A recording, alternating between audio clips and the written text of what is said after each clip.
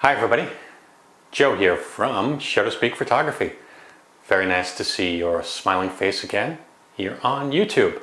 So I have some more Nikon Z knowledge for you to fill your brain and to make you the best possible photographer you can be with your Nikon Z series camera. So one of the great features of your Nikon Z camera is that when you look through your electronic viewfinder or on the screen on the back of the camera, you can see what your depth of field is going to look like. So if you bring your f-stop number down really low, which makes your aperture really wide, say like on this lens to 1.8, whatever you're focusing on, the background should be nice and soft and blurry.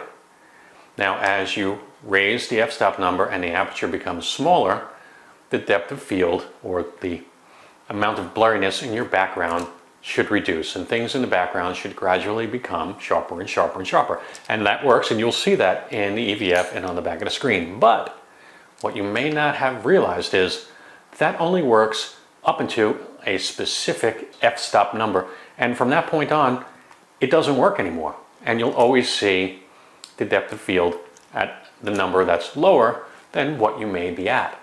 So in this video I'm going to show you what that f-stop number is, and I'm going to show you how to get around that, because of course there's a function, and I'll show you where it is in the menu for depth of field preview that can overcome that. It's basically a button that you're going to push so you can see the depth of field once you go beyond that f-stop number. So stick around and fill your brain with knowledge.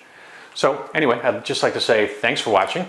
I appreciate you being here, and if anything in this video helps you out, please help me out by hitting like, subscribe, and ring the bell so you get notified of future updates on this channel. I really appreciate that. Thank you. It's like, think of it as a holiday gift for me, from you.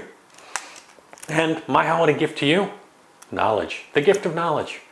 So hey, let's get started. Let's take a look at how the depth of field in this camera works through the EVF and the workaround, so you always get the correct depth of field displayed in your camera when you need it. All right, let's get started.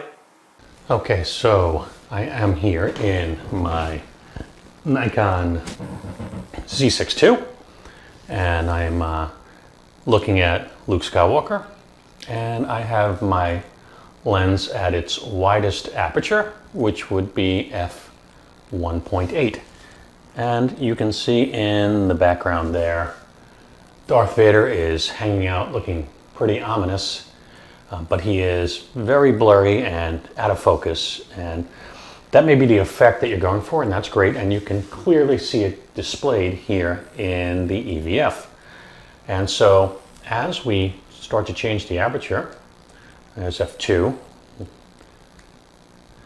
f2.2, f2.5, f2.8. You can see how Vader is starting to come into focus. That's 3.2, 3.5, and he's starting to take more shape now. f4, f4.5, f5, f5.6, and you can see now at this point we're starting to see that that is clearly Darth Vader hanging out behind Luke back there, and he's starting to come more into focus.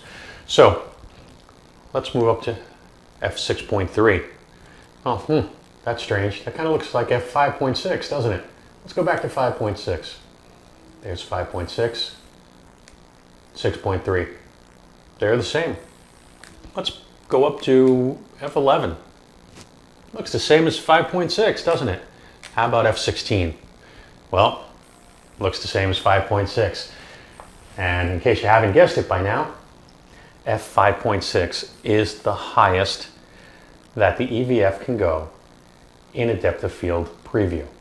So if you want to go beyond f5.6, you need to use the depth of field preview function. And yes, of course, there is a setting for that. So if you program out a button for your Nikon camera to use depth of field preview, and in this camera I have the movie record button programmed to depth of field preview.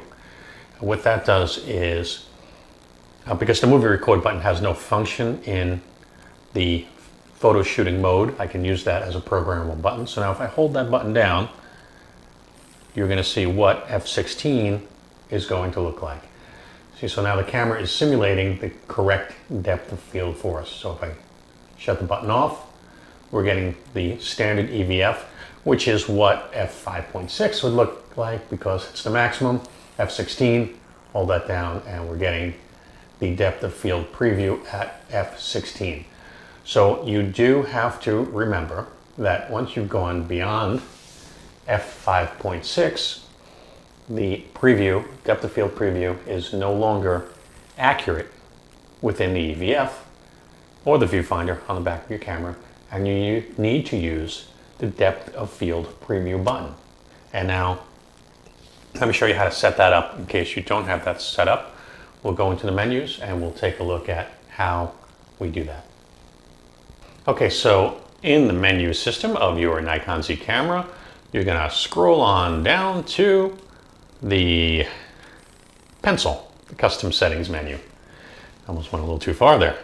And then bring that over to F, controls, and hit that, and then go over to F2, custom controls, and now you'll see all the options for custom controls. Now what you want to look for is this little icon right there, the one that looks like a shutter or aperture ring on your camera.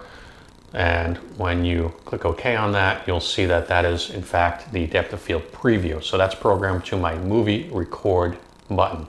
And if it was set to something else, you could just go through the list here until you came to that little aperture symbol that says preview, and then just hit OK. And now your movie record button is programmed to depth of field preview. So whenever you want to see what the depth of field is going to look like above f5.6, you can just simply press the movie record button down and you'll get a more accurate depiction of what your depth of field is really going to look like.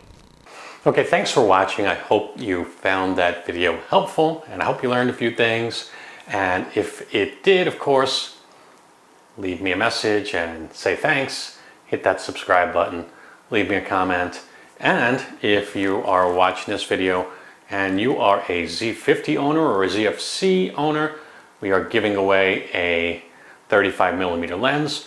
I'll leave the link to the other video that contains the contest entry up above. Check that out if you haven't and enter to win a new lens. You can enter until January 31st of 2022. So if you're watching this video after then, well, sorry, but there'll be more contests in the future. Anyway, thanks for watching. Join the Facebook group. I'll leave a link for that below. Maybe I'll leave the contest entry link below as well. That might be helpful. So again, thanks for watching. I appreciate you and have a great rest of 2021, and I'll see you soon. Bye-bye.